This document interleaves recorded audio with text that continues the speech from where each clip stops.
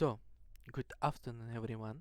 Our project is called English for Academic Purposes, a B2 level course designed for Kazakhstani students who are planning to enter international universities. There are three of us: Ainur, me, Amir, and Jana.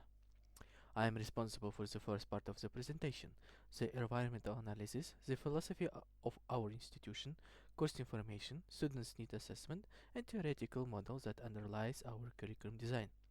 So, let's get started.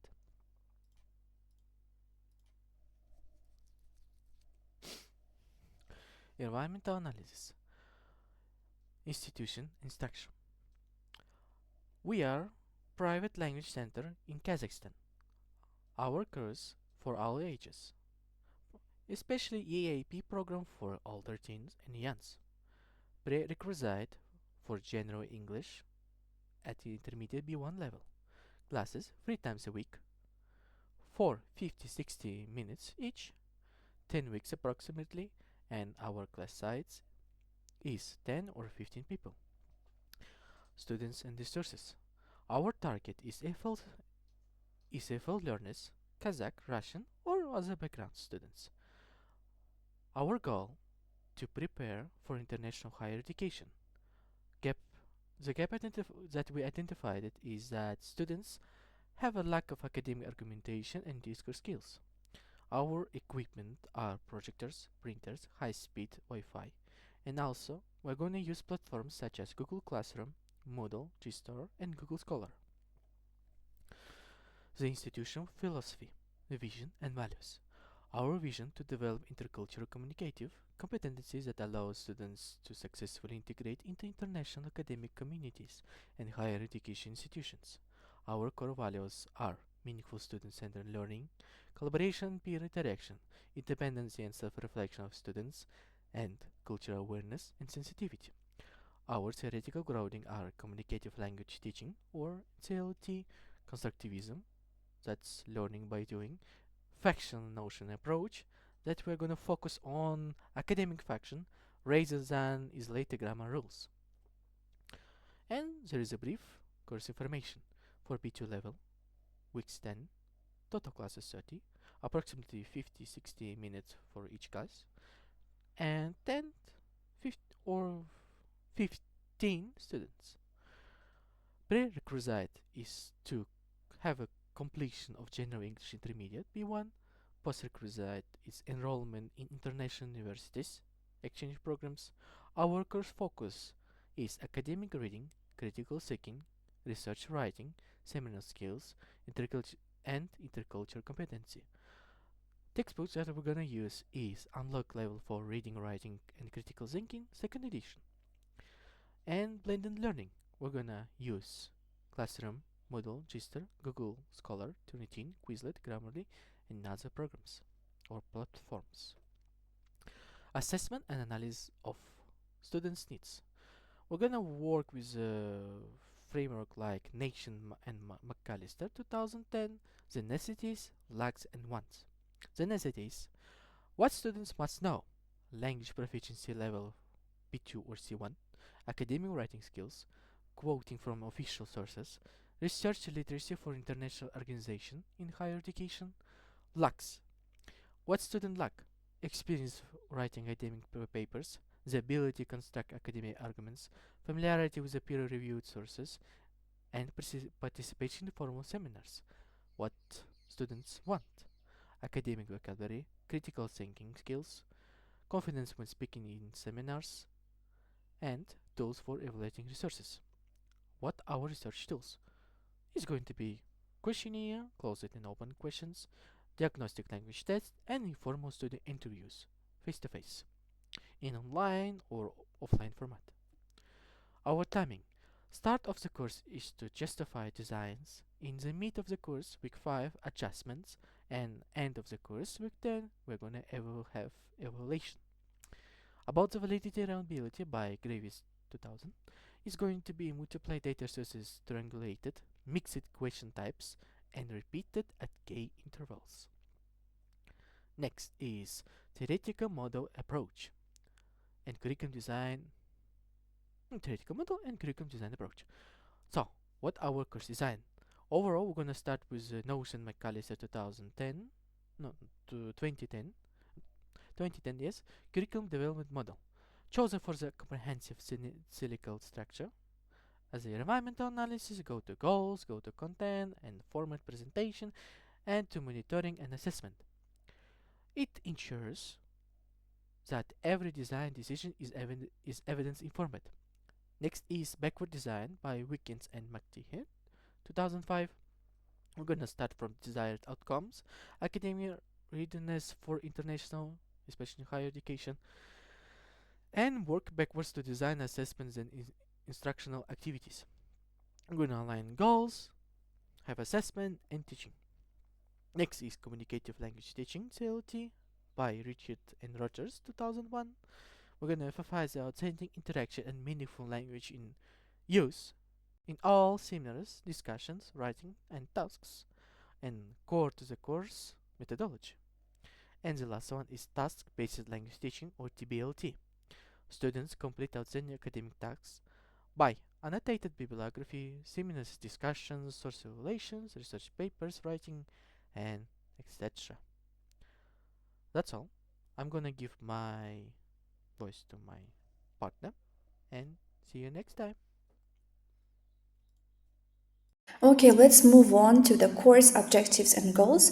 So for this course, we've adopted a Bloom's taxonomy as our guiding framework. We chose this specifically to move beyond rote memorization. So our B2 level students are preparing for English medium universities, where they must do more than recall facts, and they must be able to synthesize complex ideas and evaluate arguments critically. That's why we chose Bloom's taxonomy, and this framework provides the cognitive scaffolding necessary to reach those higher order thinking skills. So the primary mission of this course is to equip B2 level students with the specific English language proficiency and academic literacy. So using Bloom's taxonomy, we've mapped out four distinct levels of development. The first one here, understanding and application. So our objective is to clarify the mechanics of APA style. By the end of the course, students will be able to cite sources accurately, ensuring their work maintains high standards of academic integrity.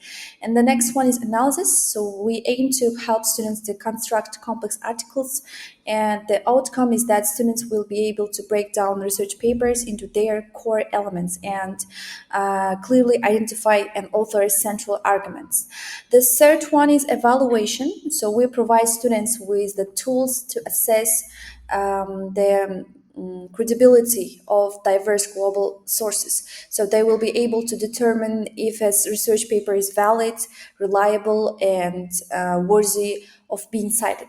And then last one, creation. So finally, we assist students in the actual construction of an original and evidence-based research work, so that meets international standards. So the next is learning outcomes. So here we have the first accurately apply the citation style in the 7th edition of the APA, the first one. So students will produce work that quotes all sources correctly and is entirely free of plagiarism. And the second one is about the critical reading. So we aren't just reading for information, we are reading for structure. So they analyze the structure and argumentation of scientific articles. And the third one is the source validation. So the outcome is students will master their assessment criteria, such as the CRAP test, yes, and to judge the validity of a source. And four is students will produce a final paper that meets international academic standards. So we follow a process-oriented approach. So this involves multiple drafting workshops and consistent formative feedback from the teachers, from us, and writing a portfolio to track progress over the 10-week course. And the next fifth is students will participate constructively in seminars that involve intercultural academic themes. The next main textbook. So here our main textbook is Unlock Level 4, Reading, Writing, and Critical Thinking. So where this textbook, the selection of Unlock was a strategic decision based on how it aligns with our course design and the specific needs of our students. So here it covers academic reading, critical thinking, and writing skills, and its sections are arranged thematically and sequentially. It combines authentic sources. So, in the next assessment tasks and self-assessment checklists is integrated in this book, and according to Stern's categories, the textbook covers language, communication, language content, communication skills, and cultural content, and also critical thinking. And the next one is about our course content. So this is a 10-week, 30-class intensive course. So we employ blended learning strategies, combining face-to-face instruction with digital platforms like Google Classroom, Moodle. We have here some research databases. And first 4 weeks focus on receptive skills, diagnostic testing, identifying main ideas, and vocabulary building. The next, the weeks 5 and 7, between this one, students begin writing paragraphs, integrating sources, and developing their thesis statements. The next between 8 and 10th week, students engage in intercultural mock seminars and undergo peer review process. In the next, so in summary, so this course provides a high-tech and high-standard environment that respects local values while preparing Kazakhstani students for the international stage.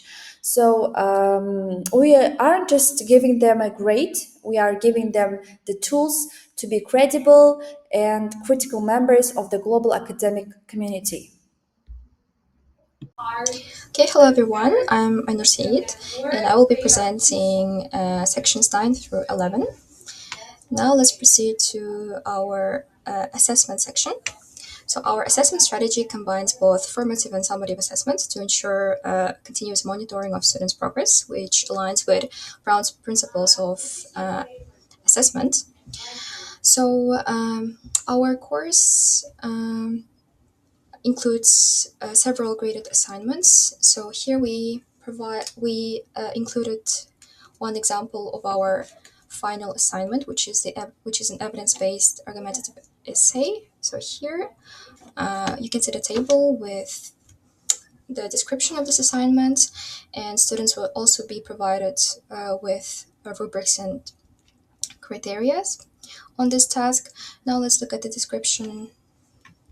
So in the first part is the annotated bibliography, so which means that students have to cite 5 academic sources using the APA 7 formatting and describe their sources, which is worth 15% of their grade, and it aligns with language objective 1, 2, and 3, and it is submitted by week 5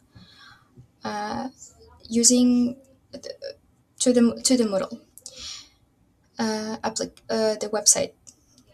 And the second part is the outline of the essay. So here they have to create a structured outline that includes a thesis statement, 3 or 4 main arguments based on the literature, based on their bibliography, supporting points with examples, which is worth 20% of their total grade. It is submitted by week 7. And the third part is the final evidence-based argumentative essay. So it is their work. It's an academic paper with a volume of 800 to 800 or 10,000 or 1,000 words on the topic, which will be chosen by the student, and it should also be it should also use the APA 7 formatting. It is worth 50% of the grade. It aligns with language objective number 5 and is submitted by week 9 to Moodle. And after their submission, students will have to present their own works. So this presentation should contain an introduction, main arguments, and sources section, and it should last for around 7 or 10 minutes which will also be followed by a 2 or 3 minute peer Q&A section. So this presentation will be conducted during the face-to-face session, the seminars, during week 10. And also, as I have mentioned before, our course includes formative assessment, so which means that students are provided with written feedback on their drafts, on their peer review activities, and also oral feedback during class. So after submitting each of these assignments, they receive feedback, and they are encouraged to act on that feedback and make some changes.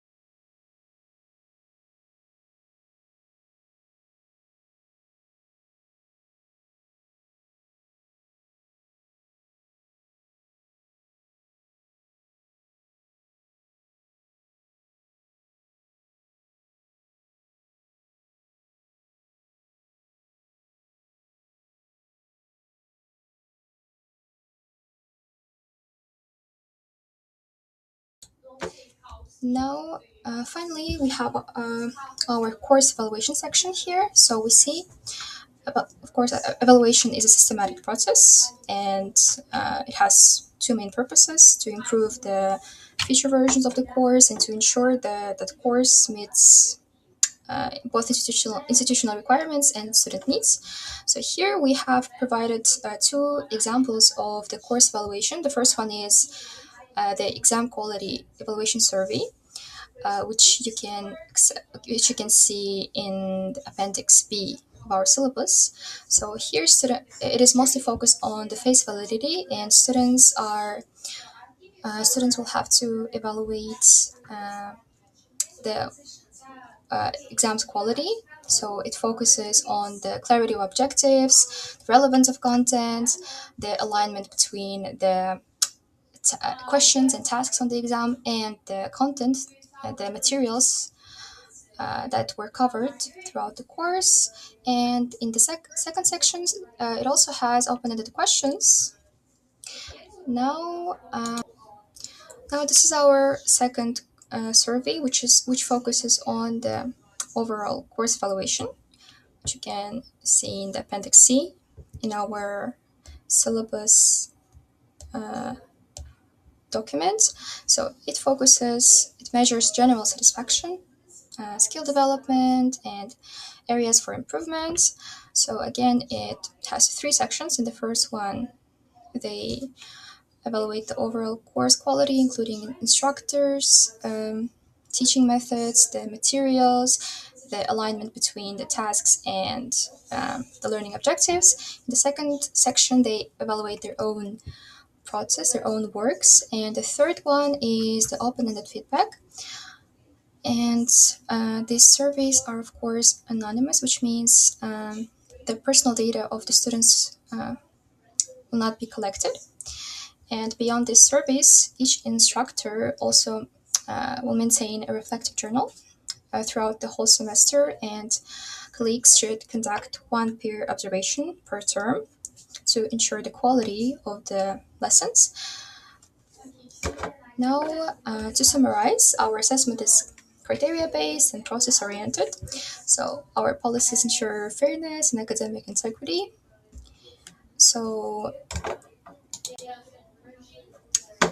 these are our references. Thank you.